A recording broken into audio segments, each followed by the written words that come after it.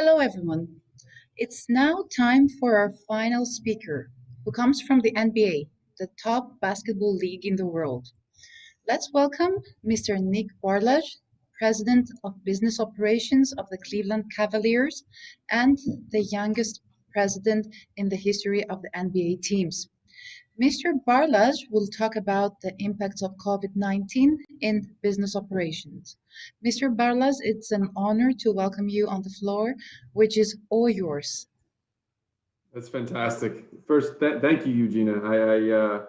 That's one of the better introductions I've received in some time. So I appreciate it. And before we jump in, I want to thank the Active Media Group for putting this entire summit together. And specifically within the Active Media Group, Themis. We've known each other now for a few years, and appreciate the relationship, and I think most notably the opportunity just to spend some time with everybody. So good morning, good evening, good afternoon, wherever you are in the world. I think this is, this is some of the evolution that we've all been under here as we've all been operating through this pandemic.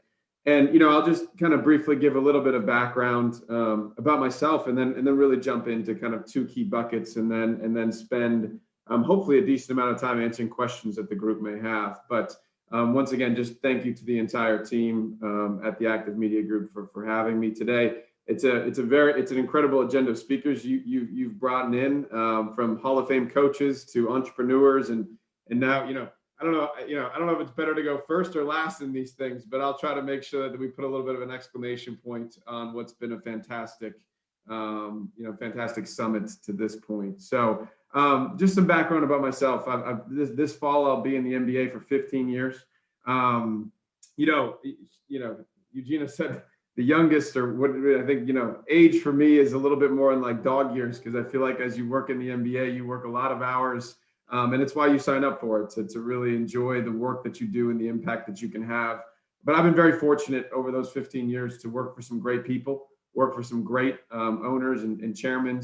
I've really been also fortunate to really only work for two teams in 12 of the 15 years, the Cleveland Cavaliers and the Phoenix Suns.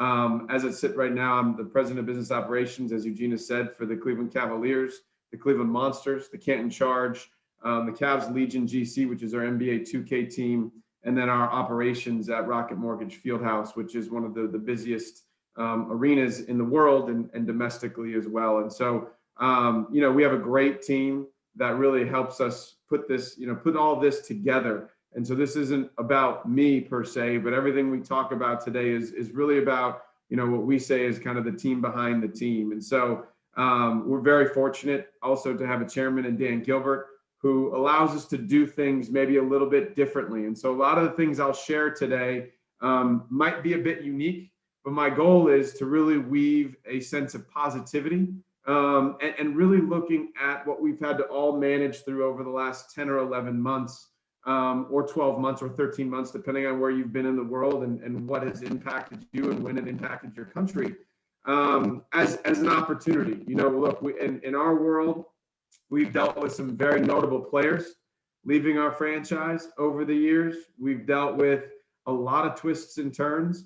And so for us, we look at adversity as an opportunity and not a challenge. And I think that thematically is where I'd love to just start the conversation today, because lessons I've learned throughout my career is, look, whenever you go through hard times, those hard times, you can kind of become downtrodden. You can beat yourself up. They can grind on you in certain ways.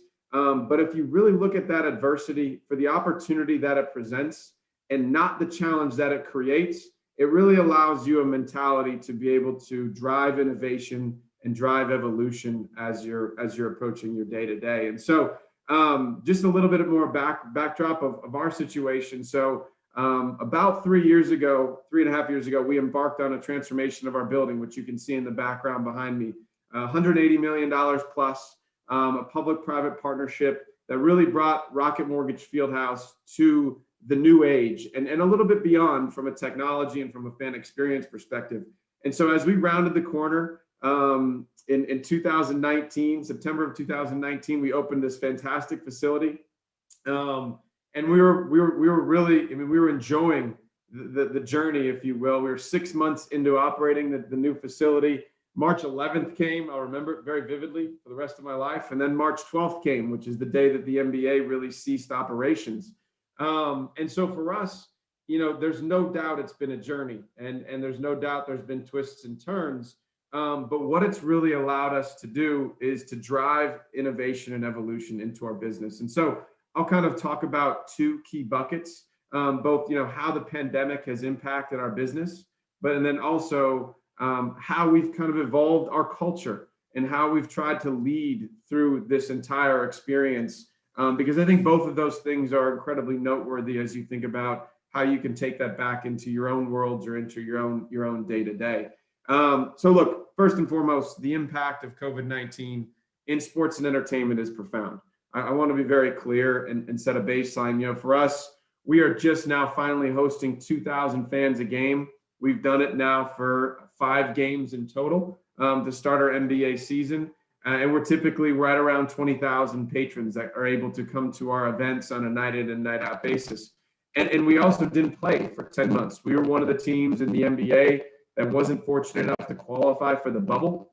And so that really forced us to do a lot of different things. The bubble that was hosted in Orlando, that ended last season, and then the playoffs concluded the NBA's 2019-2020 season. So for us, there were gaps to fill. There's no doubt, and so when we got news the second week in June, roughly the second week in June, I believe it was June 8th, that we were not going to be a part of the NBA bubble, we didn't hang our heads.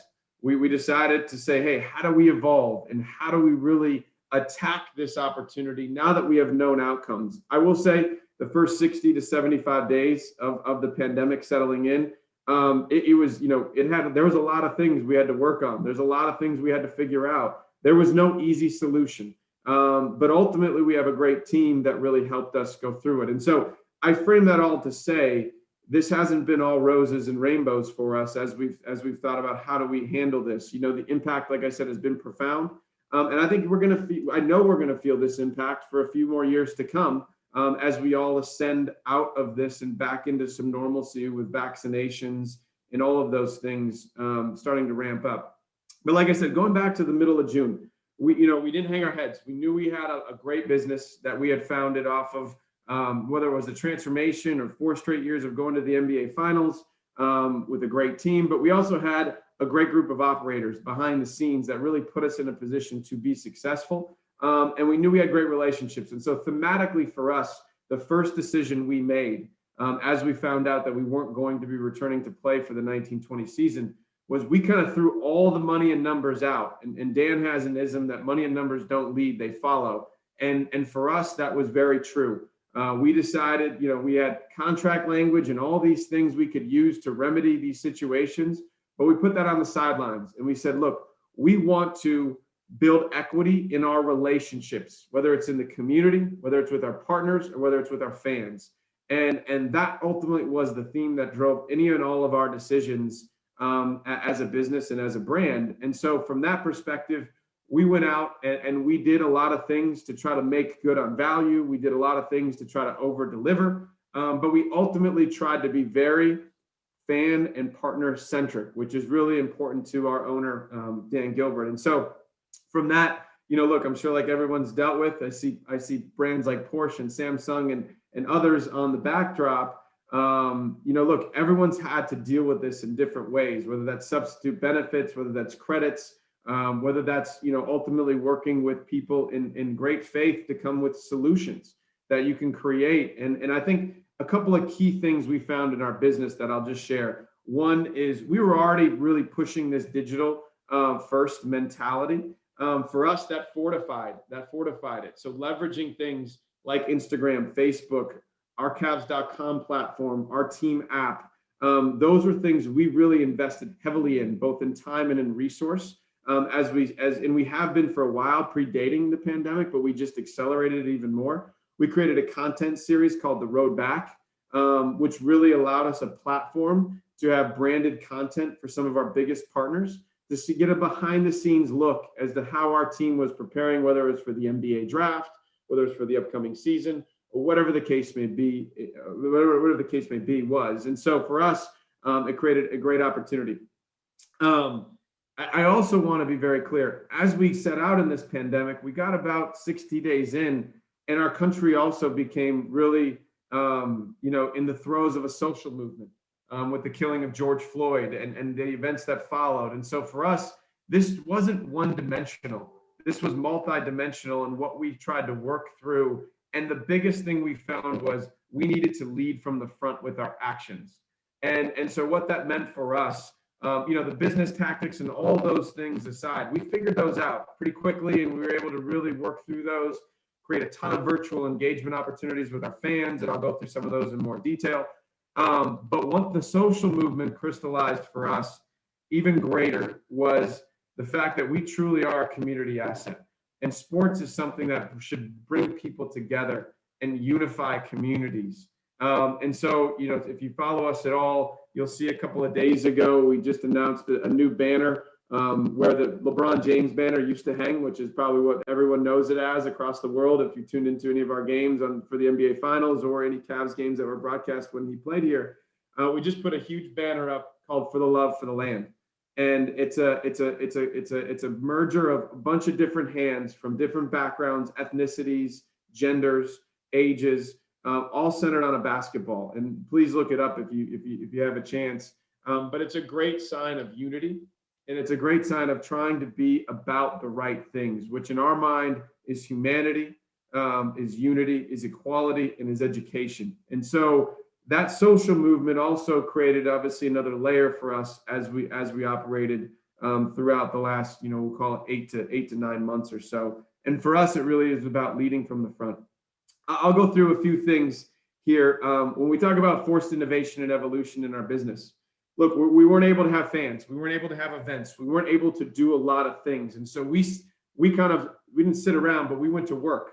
And we said, how can we have an 800,000 square foot plus venue where we can socially distance fans, we can socially distance patrons, we can do it in a very unique way. After the social movement happened, we had riots that ripped our city apart, candidly. And so we said, we need to restore the heartbeat of our community to a certain degree. And so we took Rocket Mortgage Fieldhouse and we didn't rebrand it officially, but we rebranded it in how we activated it.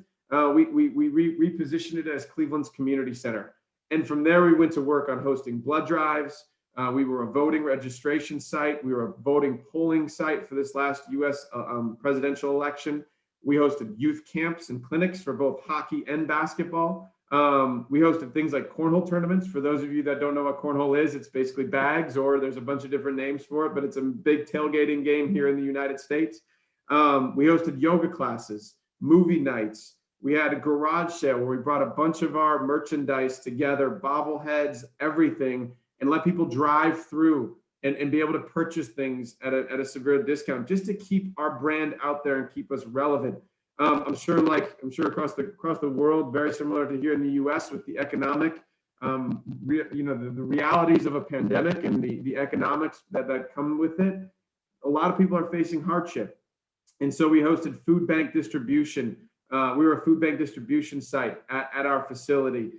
We had over 75 non-traditional events over a 90-day period of time. And now as we've transitioned into our season, we're also hosting high school hoops and local basketball teams to be able to come and play at Rocket Mortgage Fieldhouse so their fans and their families can come, they can finish their seasons, they can do things that they wouldn't be able to typically do in the midst of a pandemic. And so for us, it's really been about how do we take our platform and how do we evolve it? How do we really use it as a community asset? I want to be clear. These initiatives, they didn't make us any money.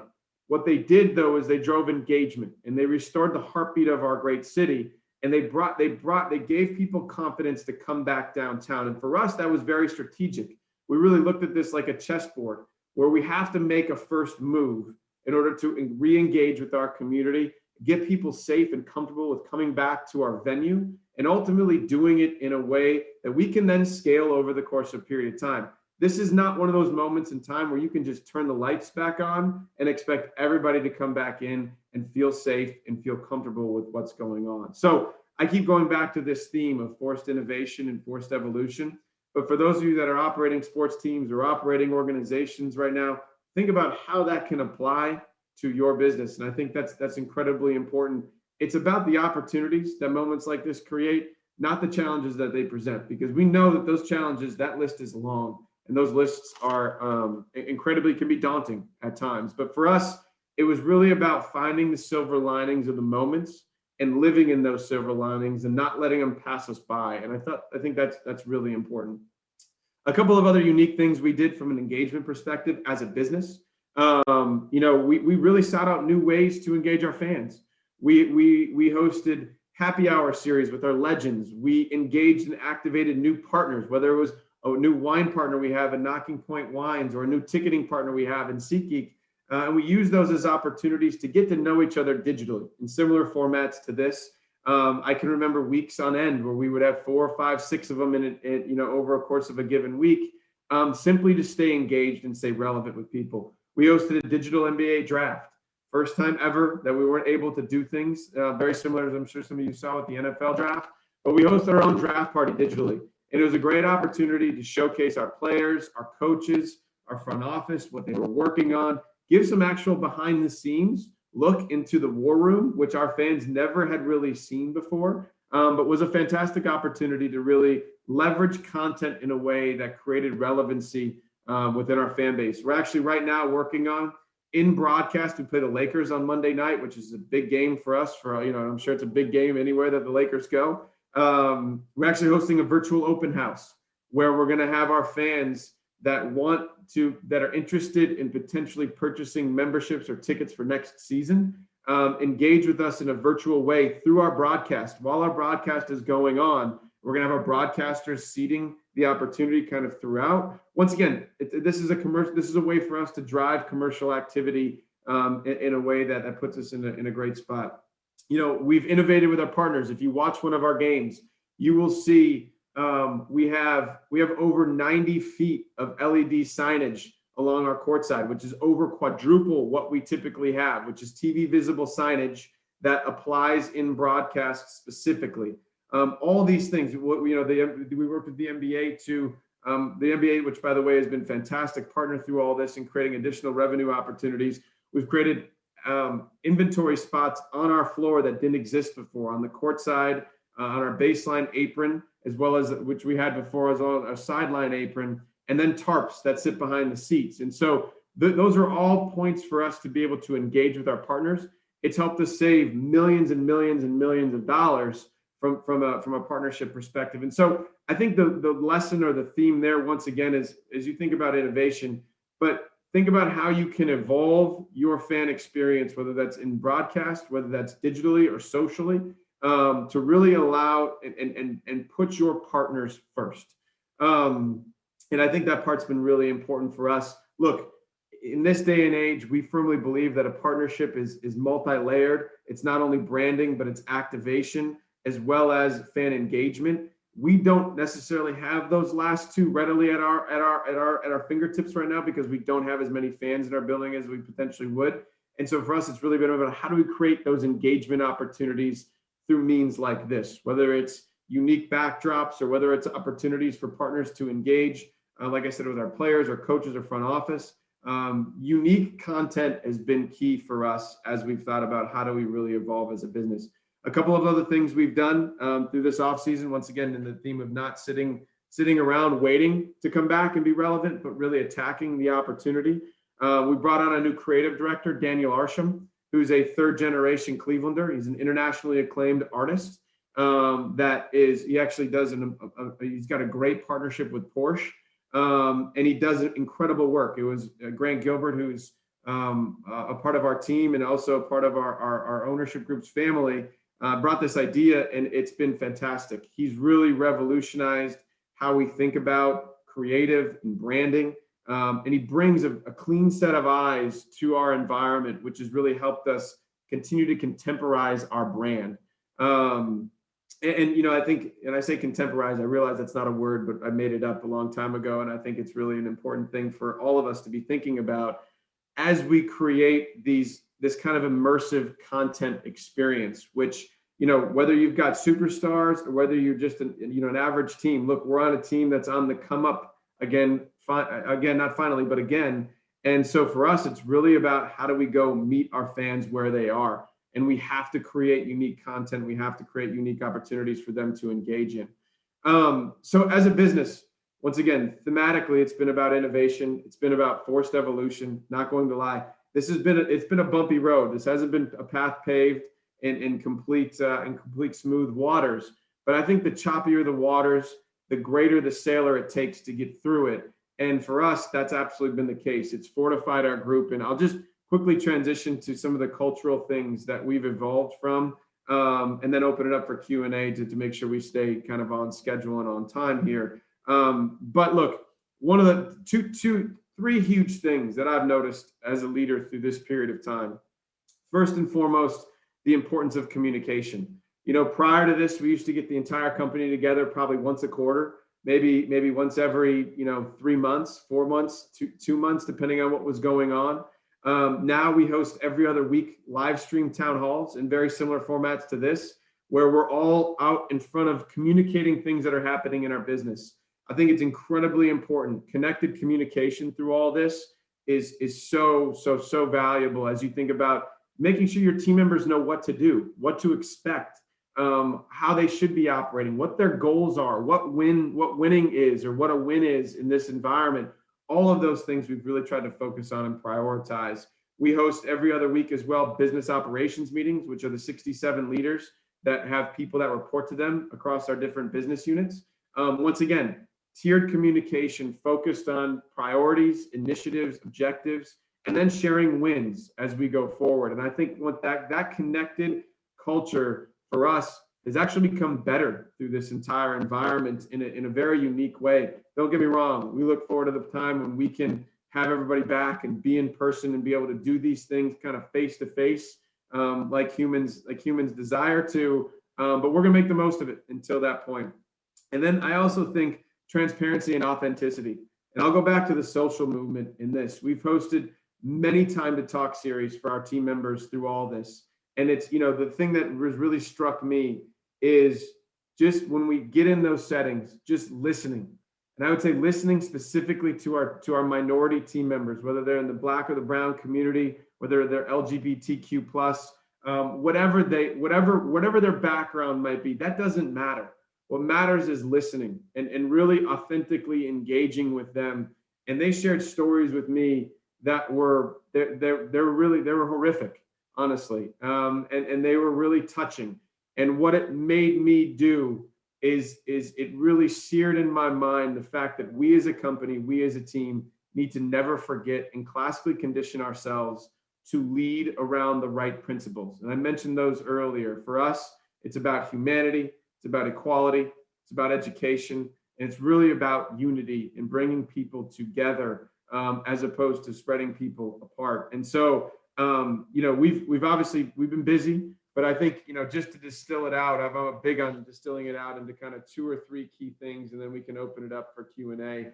But for us, it's really about meeting the challenges and making them opportunities. It's about how do we take our platform, how do we evolve it? It's about, and this is once again, we're afforded the opportunity because we have an amazing chairman in Dan Gilbert, but it's about kind of setting the money and numbers aside for a second. Don't follow those. Follow your instincts. Follow what ultimately will fortify relationships and will fortify your business as you go forward, which are people and the people that are a part of it, and really making that the focus, whether that's your team members that internally help you pull everything together, whether that's your fans and or your partners that are the lifeblood of what you do. And for us, it's been about prioritizing that, and everything else really starts to fall in place. I think, we've definitely written out some great strategies during this period of time. We've definitely had some great tactical things we've executed, but at the core, because everything we've done is needed to pivot, change, permeate, whatever you want to say that it is, permutate, whatever you want to say that it is, it's had to evolve even off of a core concept or a core idea. And what brings that to life are great people. And that has truly been fortified through this entire experience. And I go back to it once again, and I'll close here and open it up for questions. Think about innovation, think about evolution, think about how you can reposition your platform and really meet the challenges as opportunities that they present for you, for your business, for your team, for your brand. And we're all going to be that much better when we get on the other side of this. So, Gina, I think with that, if we want to open it up for Q&A, it'd be great. Mr. Barlage, this is what we in marketing terms call the wow effect. You have largely exceeded the expectations. You have discussed the values, the strategy. You even contributed to the marketing vocabulary with contemporarization of brands. This I will definitely share with my students in the classroom. As you understand, your speech has been very well attended and it also created many questions from our audience. The first of which has to takes it to the bottom line. You have discussed about communication, but with crisis management, are there and which are those new revenue streams that you potentially have identified? Yeah, it's a great comment and a great question. Look, I think, our league has been fantastic about working with us on developing new revenue opportunities, new revenue streams, whatever the case may be is. For us, I think a few things, because we do live in a bigger league, a lot of these things need to be, kind of run to ground and ultimately figured out as a league and not just as an individual team. But I think some of the things we've really started to evolve into, and this is a few of these date to our new creative director, and a few of these date to traditional. We took some pages, honestly, out of European basketball. When you watch a European game and you notice the logos on the floor, virtual signage opportunities, you notice the LED courtside ribbon band that goes around the entire court. For us, we never really had a lot of those. We had fans in those positions, or we had benches in those positions. And so for us, it's been a little bit about meeting probably where you are in Europe to a certain extent, and in using those as partnership engagement opportunities, once again, that are broadcast visible, that are great. I think some other things that we've really started to get into by leveraging our social media platform, we've really started to focus on retail capsules. And so if we have a great play or a great moment or a great situation, taking those, finding unique images that articulate those, and then creating a retail drop. No different than you see Nike or Adidas, no different than you see some of these big brands do, where it's a very limited amount of an opportunity, but it's very unique. It's very cool. It tends to really be appealing to a Gen Z or a Gen X or even a millennial type of fan base. And you put it out there and you create engagement.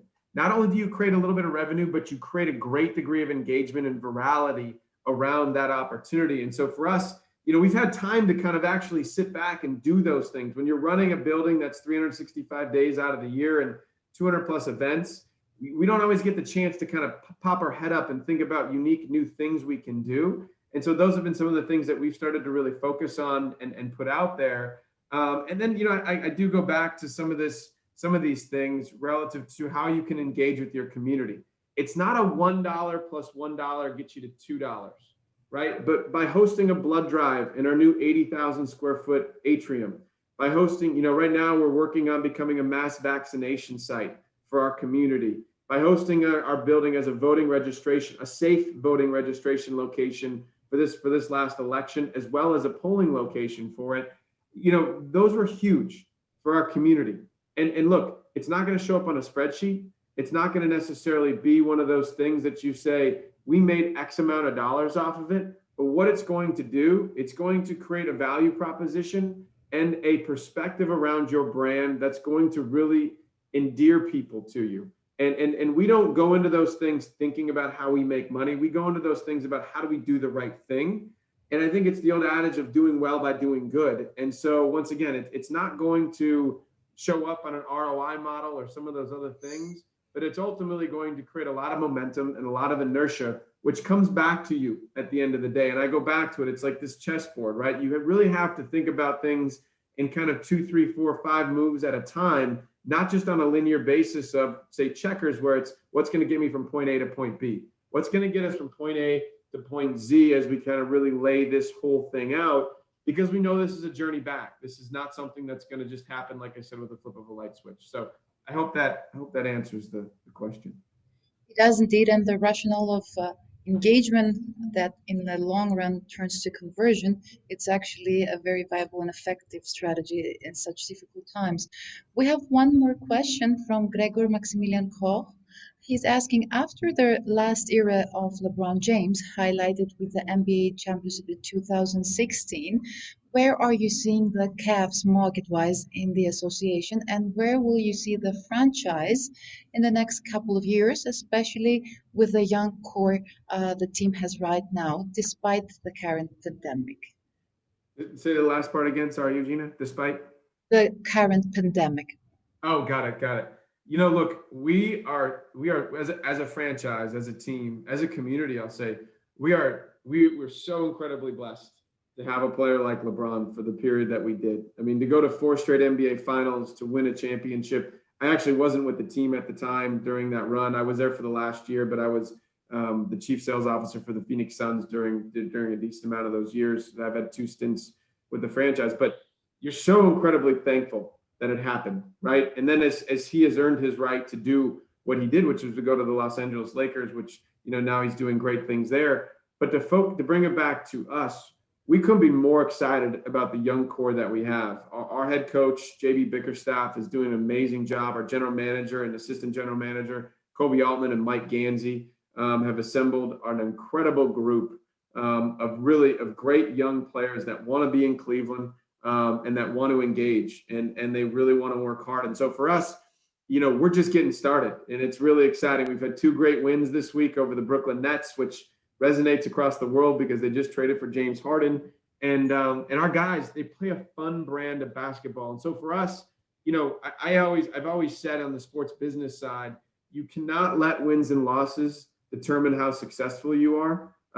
Because how successful you are, you can work harder, you can create strategies around some of those things. Don't get me wrong, the wins and losses help to really allow you to be much more, I will say, impactful with your business, especially from a revenue perspective. And so for us, it's really exciting, and to have a real sense of direction, and to have a group where the DNA of the culture of the basketball team is so strong.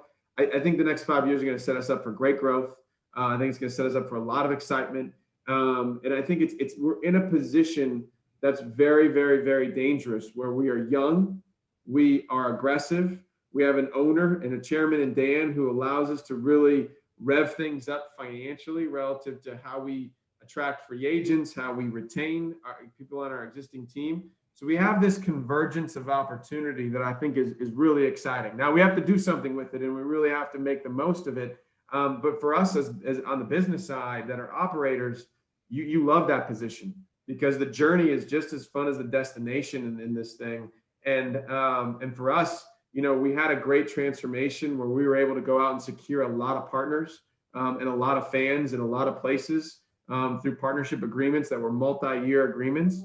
And so for us, it really gives us an opportunity to match the experience with a value proposition on the court that's only headed in the right direction. And so it's exciting. And I think you're going to see a lot of great growth from our business. And I think you're going to see a lot of engagement. And I think you're going to see this team really flourish and blossom into one of those top flight competitive championship caliber teams again over the course of a period of time. Are we there yet? No, I'm not saying we are, but I think we have the bedrock and the foundation in place that's really going to allow us to take and to accelerate growth here in the coming years. Thank you so much. I have one more star player relevant question.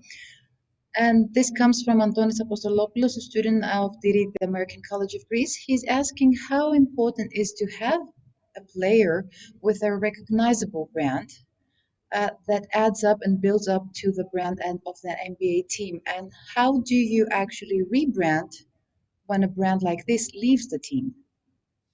Yeah, look, I think there's no doubt the NBA is a star-driven league.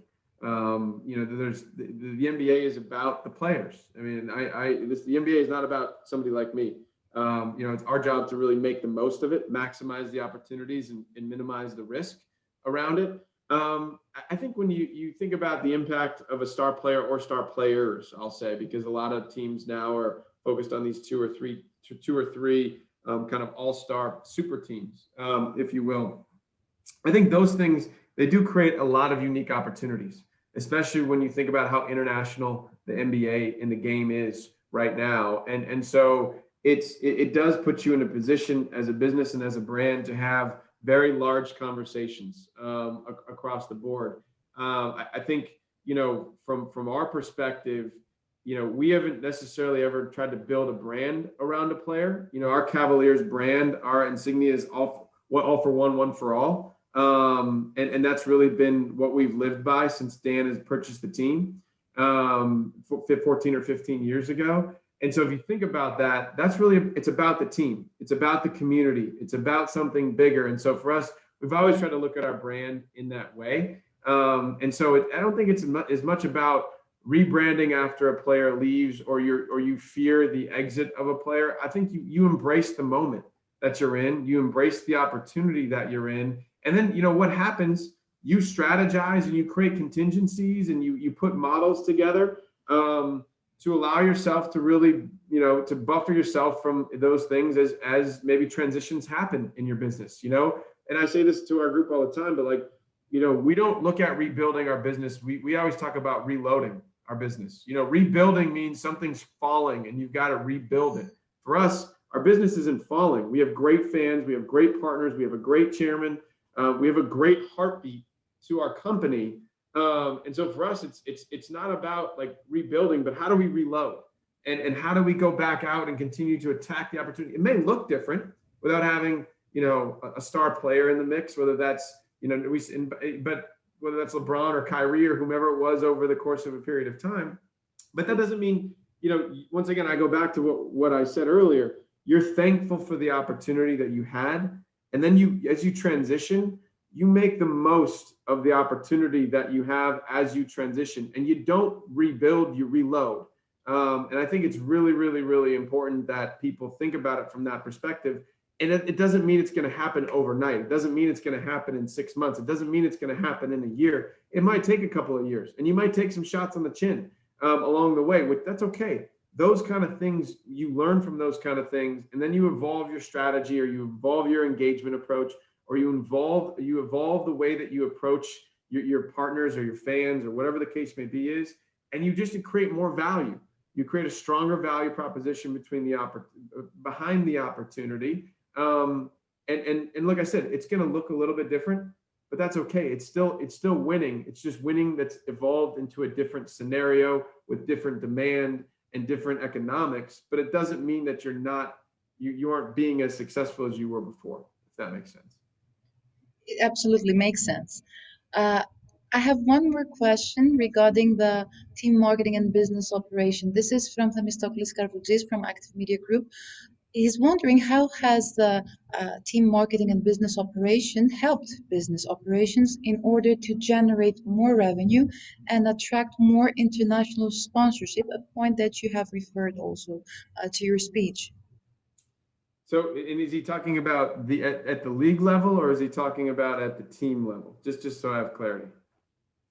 Because the NBA has a team, what they call Teambo, which is a consulting group that really helps teams drive revenue. So if it's at the team level, I can answer both. Just want to make sure I can answer the question. Should we start with the team level? That's perfect. Yeah, that's perfect. Look, once again, I think, the fact that we operate in the NBA, which I think is, one of the more progressive leagues that are out there in the world, led by an incredible commissioner in Adam Silver. We have now as teams, when I started in the NBA right out of college 15 years ago, the international business was really controlled basically purely at the league level. And now, Adam and his entire team have really empowered the teams to go out and be able to obtain deals in the international space. So right now, every NBA team can have 3 international partners. Specifically for this year, it's 2. Been previous to that, but 3 this year because of the pandemic. And it allows very unique engagement opportunities. It allows you to diversify your brand. It allows you to have bigger conversations. For us, we have a few international players. We have Matthew Dellavedova, who's from Australia. We have Cedi Osman, who's from Turkey. And I think we have a couple of others that I'm probably not even recalling based on the question. But so for us, we look at how can we take our existing partners, how can we potentially evolve them into that space, or how can we go engage with new partners? Now, given the pandemic, we haven't had the opportunity to engage as much as we'd like to, just because, typically we fly somewhere to meet with people, or we would try to get more face to face. And we've had such a work of making sure that we've been fortifying our existing partners and our existing relationships that we haven't been able to really be as aggressive from a business development perspective, but we're getting back into that now. And I think the greatest part about it are, these assets have really, when I say these assets, I mean NBA teams, have really transitioned from regional assets within the United States now to international assets, where you can really, we have 5.8 million followers on Weibo as it currently sits right now, which is obviously the Chinese Twitter. And so for us, and we can actually create commercial messaging now on Weibo through our channels that the league has allowed us to do. So for us, it's a very delicate partnership with the NBA, not delicate, but it's a very, I'd say, strategic partnership with the NBA, where we have to really make sure that we live within the portfolio, but they afford us an incredible opportunity to create innovative moments. You may have seen things out there, but I'll give an example. And for us, one of our international partners is Goodyear. And so their focus is really in the Asian markets and also in Canada. And so our partnership, as we evolve it, is really going to focus on how can we activate in those potential markets. And there's been some really cool things that you might have seen that the Miami Heat, for instance, have done with American Airlines, where they've gifted jerseys to fans flying overseas in certain markets where there's kind of a big Miami Heat following, if you will, or players that play on their team. And so there's great opportunities like that to drive engagement on an international level that not only drive revenue to the bottom line, but also create ways that you can expand your brand. And so, for us, like I said, it's been a lot about internal fortification around how do we take care of our existing portfolio of customers over this last 10 months. But now that we're starting to really ascend out of it, we'll have a big focus on that. And we've had some great conversations with some incredible international brands. Once again, then the pandemic hit and kind of everything got put on hold. So we'll look to pick those back up. And we're actually going to announce a really big one in the coming months, probably in the coming month. That's a European company that does a lot in the sports and entertainment space. So we're really excited about it. I can't comment too much more on it, but it's a huge opportunity. And the other thing I would say too is, it really showcases the global appeal of the NBA. I think, everyone would agree between soccer and the NBA or basketball, those are really the world's two sports. And so for us, it's how do you take that platform and how do you really try to make the most of it in a way that can really impact businesses, whether they're domestic or abroad. And there's no doubt, we actually have somebody on our team. We were one of the first NBA teams to hire him, but he's bilingual in Mandarin and in English. And so we can present, both in the Chinese market if we need to, but also here in the US. And he's great because he really thinks about the cultural implications behind a pitch, not just what the deck looks like. And so making sure we're doing the little things the right way to meet the cultures of those communities. And so I think that part's really important when you think about the international business. You've really got to be sensitive to the cultures and how they kind of interact, because you could set somebody off right from the very beginning and you're never going to have a chance to be able to re-engage with them. And our team does a great job of thinking through those kind of those small things, but those small things can really add up to bigger things depending on what the opportunity is. Mr. Barlage, we have one more question, which is of a more personal level. Let's say you said that you're counting years in dog years. Nonetheless, many members of our audience are wondering how you've managed to reach this level, but also how is your day-to-day routine having to work remotely in such a demanding business environment like the MBA?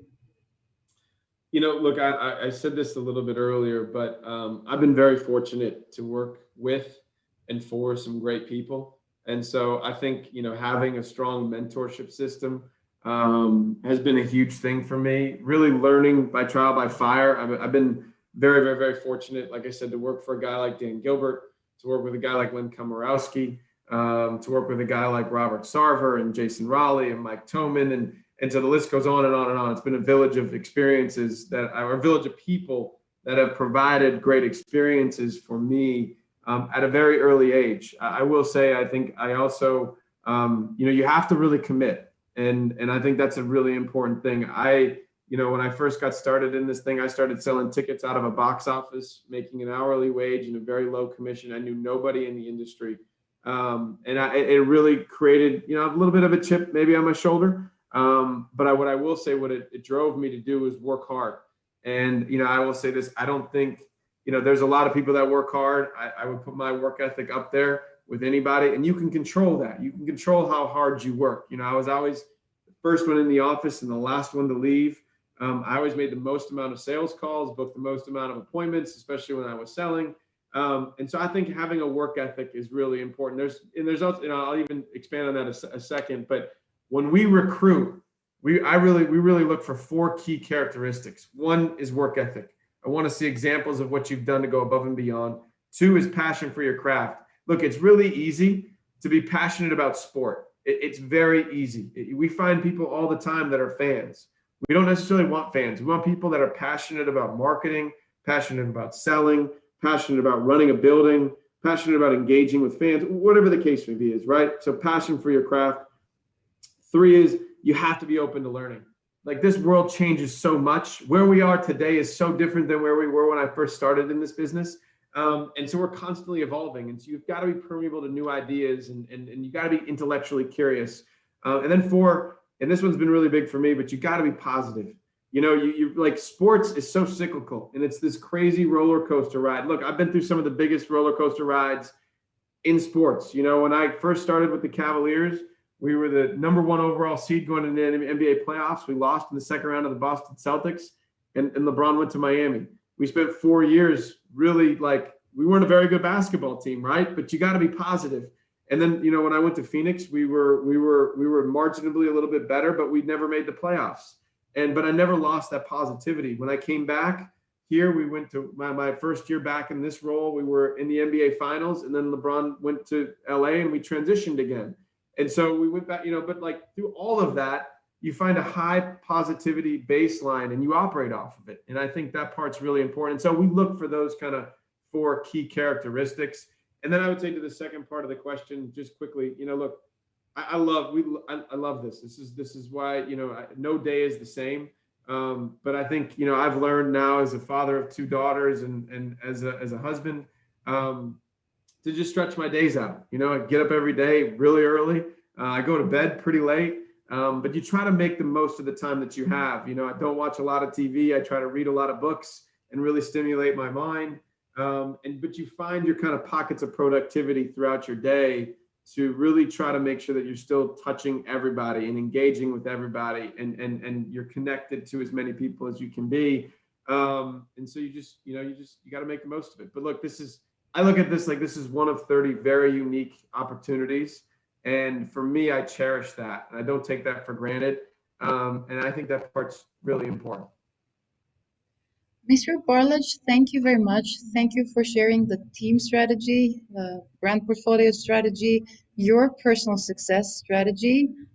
Thank you. It was a true honor having you here today. Unfortunately, we have to close our session because we have already exceeded time. It was a true honor, again, having you as today with us. Yes, great. Well, thank you, Eugenia. Thank you to the Active Media Group, to all the people watching. I hope I didn't put you to sleep. I know it's about 7 o'clock there. So enjoy your evening, enjoy the rest of your weekend. And once again, just a pleasure to be a part of this whole thing. Thank you so much.